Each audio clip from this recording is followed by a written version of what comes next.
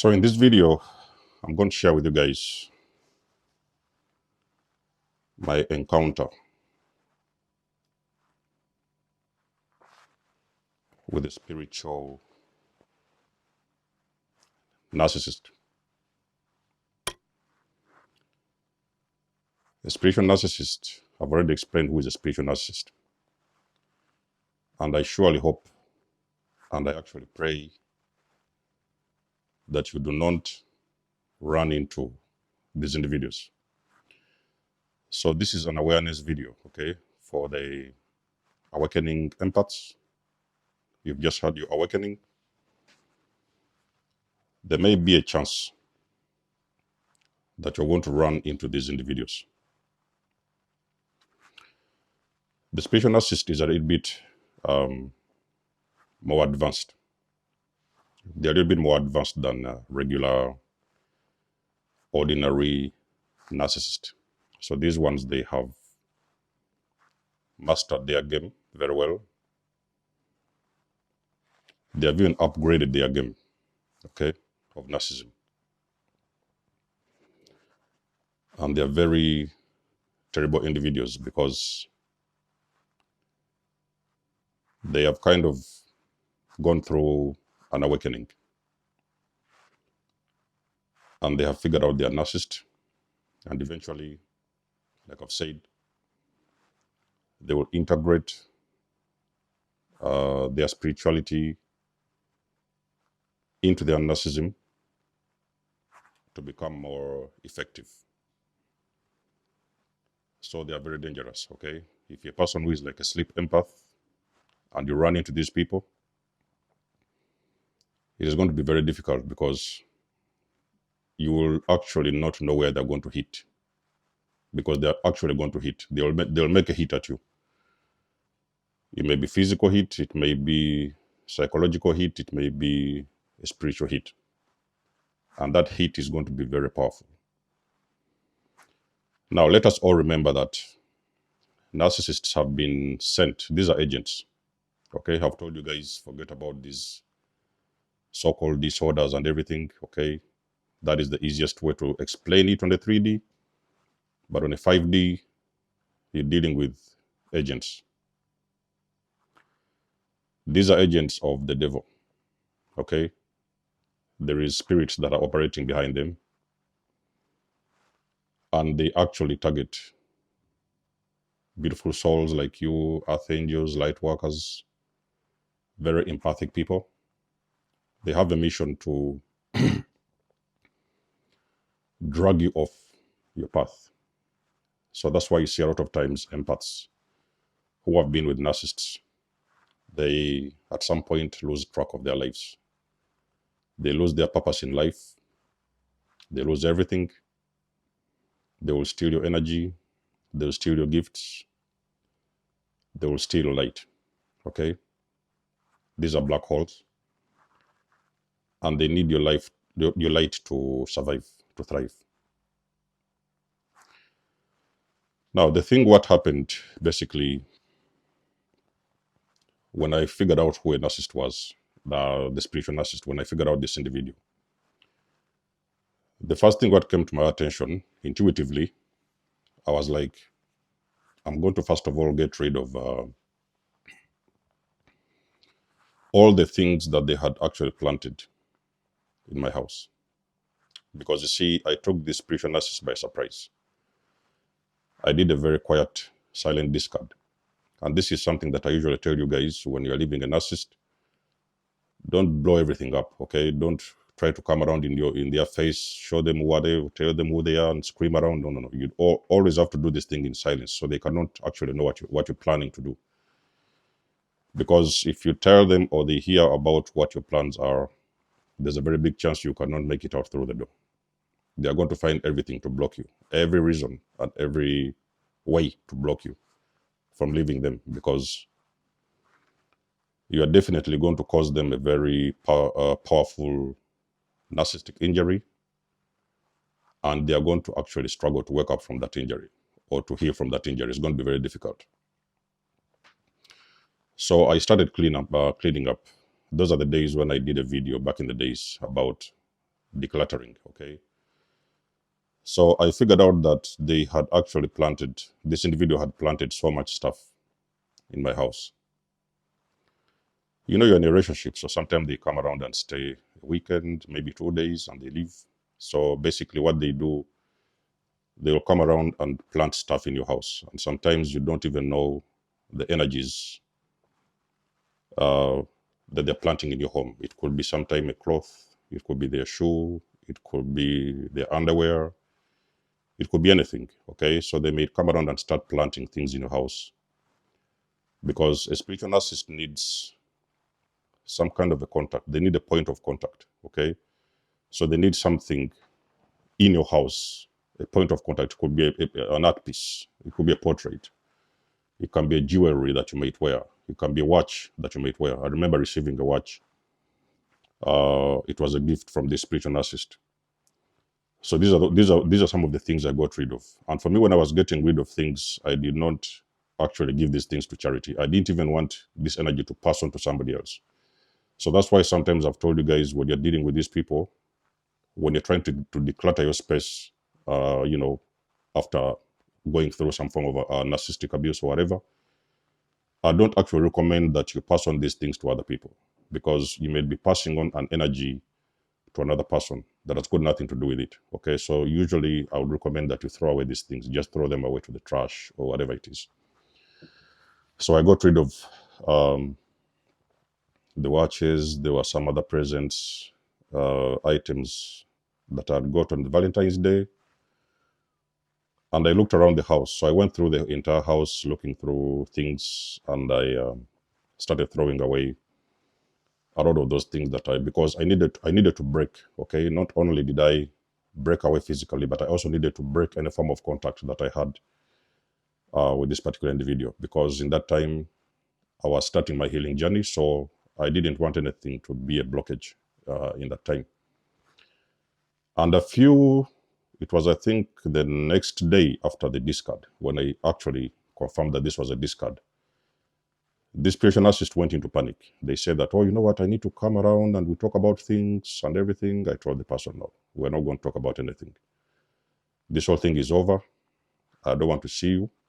Don't even bother calling or texting or whatever. It was over. It was over. I put my foot down and I told this person that is the end. Okay, so this was like, I took it very, very seriously, because I figured out this was a very serious narcissist. Because you see, these spiritual narcissists, advanced or even greater narcissists, these are high-ranking demons. Okay, they're not the regular narcissists that you've been dealing with. These are a little bit more advanced. So they are like high-ranking demons. And these people, they have kind of come in to finish up this assignment, because I've told you the entire thing is kind of an assignment, is a project. So they need to come in and destroy you and make sure you can never get back on your feet. Okay. They first of all have to take whatever it is you have with you, because I remember this spiritual narcissist took a lot of my money. She stole out of my energy. Most of the times, we could sometimes, this is spiritual narcissist, so they was a little bit advanced. They could, of course, meditate. They used to fast. They used to do these other kind of little spiritual practices. But on the other hand, actually, I figured out during those practices, they were actually siphoning my energy. So there's a way that they were doing it behind the scenes. So I couldn't actually know what they were doing. But at some point, I would realize I was losing a lot of my energy. Every time I was around this individual, it's like they were siphoning my energy on a regular basis.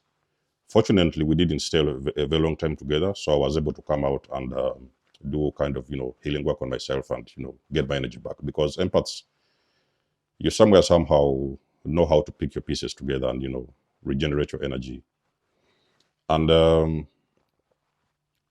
remember one particular event, this narcissist told me that they was going to do a meditation. It was like a sleep meditation. It could probably take about 30, 40 minutes. So I was in the living room. I was like, okay, you can go ahead. I will I will wait for you. And a couple of minutes later, this narcissist came out of the bedroom and was sweating. Okay, was sweating. It's like they have been in a war. It's like they were fighting. They had been fighting. Somebody who is like sweating and, kind of. So I was like, what is going on? So the narcissist tells me, You're not a good person. I've been calling you. I've been calling you. You couldn't come to help me. I say, help you. What do you mean come to help you? I think for me, that was the first red flag that I got, that this person was a very terrible individual. So they said that I didn't come to their rescue because they was calling me to help them, and I didn't come around to help them.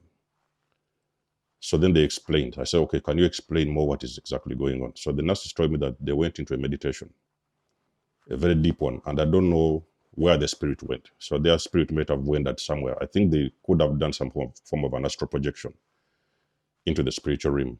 And in that spiritual realm, there was these other energies, I could call them entities, that was dragging this person, because whenever the person wanted to leave and go back to her body, so these people were pulling her and fighting with her. They didn't want this entity, this narcissist, to go back to her body, okay? So they were dragging her, and I think if she had lost that battle, she could have passed on in that time. So that's the reason why she was fighting. So she was fighting during the meditation, she was fighting with entities. And these entities wanted to hold her in the spirit realm so that she could not return to her body, okay? I don't know, for whichever reason. And that's the reason why actually she was screaming. So actually during this event, she was actually screaming in the spirit, okay, that I should come and rescue her, to take her away from these entities. So that's what she was explaining to me. And I told her that, are you really sure that you did the right meditation? Or maybe you didn't ask. So in that beginning time, I didn't know that this person was a narcissist. I had a little bit of some red flags here and there, but I wasn't really concrete sure. So I told her, why didn't you ask for protection before you went into this meditation? Because that is the most powerful thing. Anything you want to do, you have always got to pray. Even a lot of these guys into spirituality, you always have to pray that you have got the protection that you need before you start anything. Because sometimes you may not know what you're dealing with, okay? Whenever you cross from this physical realm into the spiritual realm, there is things that can happen, and sometimes you don't even know if you can make it out alive, okay? So for me, when they was explaining that situation, that's when actually the light bulb went on. I was like, okay, I might be dealing with somebody that I'm not even sure of, And on top of that as well, there was a couple of nights where I could recall this particular individual would disappear out of the bed. Okay, we go to sleep, and you wake up like 3, maybe 4 in the night, and this person is gone. Only for you to wake up in the morning, 7 or 8, and the person is coming in from the other bedroom. And I was like, where have you been? Oh, I went out in the night, and I went and I took a nap in the other bedroom. So there was no explanation as to why this person used to disappear every time we were sleeping. So I think they would wait for me to sleep, and this person would disappear. This individual would disappear and go to the other bedroom and stay there. I don't know whatever it is they were doing in the night. So probably there could have been some rituals they might have been doing in the night while I was asleep. And I also noticed that whenever those things would happen, those nights would happen, the disappearing, events, I would wake up feeling like something has just taken all my energy out of my body. It's like you cannot even get out of bed. It's like you can barely crawl in the house, So those days I started noticing that I was losing a lot of energy. And on top of that, I was having a lot of nightmares. It was very, very terrible nightmares in the night. I would feel like I'm struggling with some entities. I couldn't understand what I was fighting with. So this was a really big, massive spiritual warfare when I was dealing with this individual. So eventually, of course, plus the other narcissistic traits started showing up, this kind of little gaslighting here, the silent treatment, the word salad, and all these things started showing up eventually. Because you see, with the narcissist, they cannot hide themselves for a long period of time until the mask will actually slip off of their face and you will really see them for what they are. So I started seeing a lot of these red flags as well. And then what I did, when I started seeing that these are all familiar scenarios because I'd already dealt with the narcissist, so I knew all these red flags of what the things that these narcissists do usually. So I started planning an exit, okay? And I wanted to do it very, very quietly because, like I've said, I was not very sure what this person was capable of or what they would do. He was dealing with a very serious spiritual person. Actually, this person also was a witch, okay? They was into witchcraft. So there was some other stuff that I would find out later on that they could do. And mostly they was doing these things in the night, okay? So I started planning my exit very quietly. I was like, okay, so you know what? I'm going to go back home for a couple of days. And, there's some stuff I need to do. So I didn't tell this person about what I was planning. And I started gathering my things one by one, because remember that that time it was a lockdown. So the entire country was locked down, and we had actually locked down at her place. That was the agreement that we had, because we had started this entanglement or relationship. So I picked up my few bags, a couple of things. I made sure that I collected every last bit of my item that was in the house. I didn't want to leave anything behind. But still, eventually, I left my what do they call it? The shaving, those shaving machines. I left it behind. I would later on learn that I left it behind, but there was nothing I could do because I didn't want to return to that environment. So I walked away that morning. I came back to the house, and that's when actually I went no contact. So I initiated no contact. So in those first days, I was praying that God shows me, who is this person? What was I dealing with? Because I'd seen so many things that actually I hadn't even seen in the previous nurses that I'd been dealing with. So I asked God to show me. I want you to show me who is really this person. Okay, so that's the thing with chosen ones and spiritually gifted people. Normally, when you want answers, you can just ask the universe, ask God, ask the Most High, and you will actually get out of these answers come to you. It could be intuition, or sometimes these things will come to you in a dream. So I remember one of the dreams I had in that time is where I was receiving instructions from the divine. It was from the Most High. I think I've explained that dream in one of my videos. I think it was like probably 2.5 or 3 years ago, where I was receiving some instructions. But this being that was giving me these instructions noticed that I was standing next to the spiritual narcissist. And when this being noticed that I was with this spiritual narcissist, this particular spiritual narcissist, the being withdrew the instructions and took them away with them and disappeared. So then I noticed that actually the being didn't want the spiritual narcissist to see these instructions that I was getting from the higher powers. So the other dream which I remember that I had in that time was when I was actually spiritually visited by this spiritual narcissist. I was visited in my sleep. And this spiritual narcissist had like very long, claws. They were like claws, the claws, and they had actually stuck those claws in my neck in those early days. And I was trying to tell them that, listen, our relationship is finished. I have nothing to do with you. You don't have to be here. So they was like, no, I'm not going anywhere. This and this. You don't know who you're dealing with. And then that's when actually that entity, that spiritual narcissist, told me that the spiritual narcissist whispered to me in my ears in the dream that she was a Jezebel. You don't know who you're dealing with. And she told me that she was a Jezebel. And then that's when I actually eventually got up and woke up from the sleep.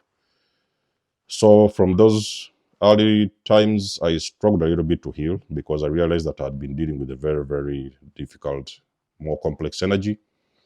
So that's when I started to do very, very serious work. I went through all my items, and I remember maybe also one event that I usually had, I think this was like 3 times when I was visited by this individual in the beginning of the entanglement. I noticed that this individual, whenever would come around in my house, they would pour alcohol on my bed. So like a glass of wine, when you're having some wine or whatever. So I noticed they used to pour a little bit of wine on my bed. And sometimes it would feel like an accident. And this thing used to happen when I was a little bit, like when I walked away, maybe go to the bathroom or just walk downstairs. Whenever I came back, there was a patch of alcohol on my bed. And I would ask them what has happened. And they would tell me, oh, it was an accident. Sorry, oh, this and this and this. It happened the second time, and then it happened the third time. So usually when you're dealing with this kind of individuals, what I'm trying to tell you guys,